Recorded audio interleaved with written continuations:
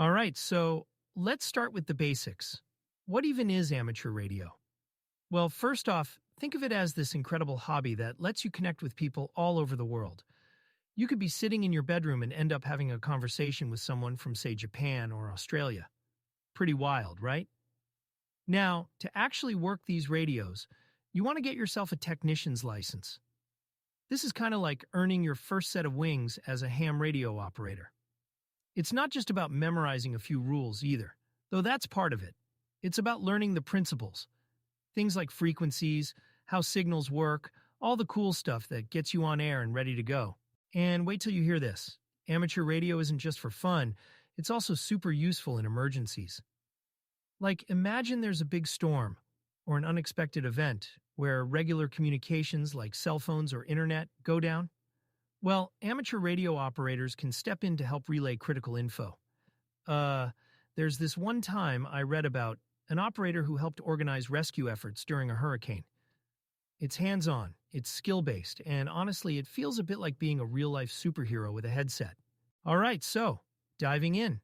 When it comes to amateur radio, there are some clear do's and don'ts. You know, like unlicensed music. You're not allowed to broadcast it. And, profanity? Big no-no. It's all about keeping things respectful. Imagine tuning into a conversation, and instead of friendly chatter, it's just a mess of, well, let's just say, stuff you wouldn't want to hear. Not cool, right? Oh, and another thing, no commercial stuff.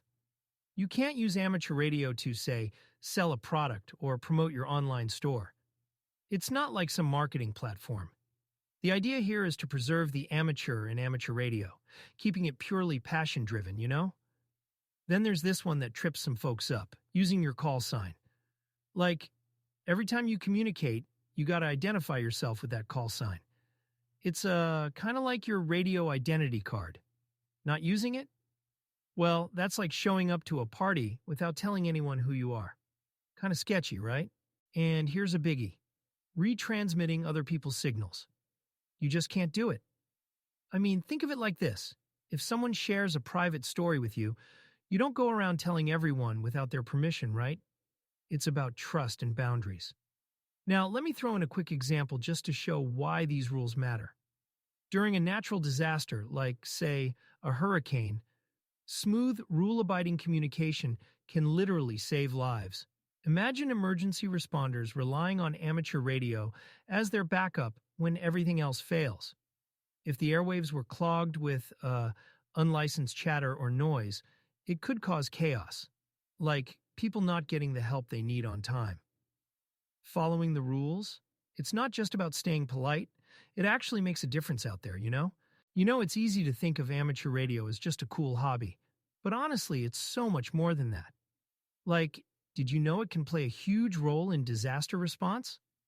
Imagine a hurricane or a massive power outage. When phone lines and internet go down, amateur radio operators step in, keeping communication alive. And it's not just talk. This can mean coordinating rescue efforts, sharing critical updates, or even getting emergency supplies to where they're needed most. It's kind of amazing when you think about it, right? And it's not just during emergencies. One of my favorite aspects of amateur radio is how it brings people together from all over the world.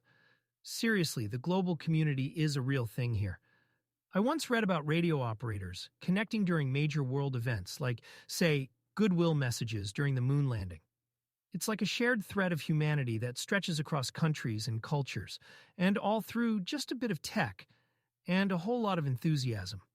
Here's something to think about for you listeners. What could amateur radio do for your community? Like, what creative ways could you use it? Maybe setting up a local weather update channel, or organizing emergency response practice drills. And okay, sure, maybe you're not going to save the world overnight, but honestly, even a simple sense of connection can make a big difference. It's kind of empowering when you realize this tiny radio can do so much, isn't it? So yeah, amateur radio. It's not just a hobby, it's a tool for communication, connection, and in some cases, even saving lives. And that's all for today. I hope I've inspired you to look into this world a little more, and maybe even dive in yourself. Until next time, keep exploring, stay curious, and as always, keep those radios on. and ready.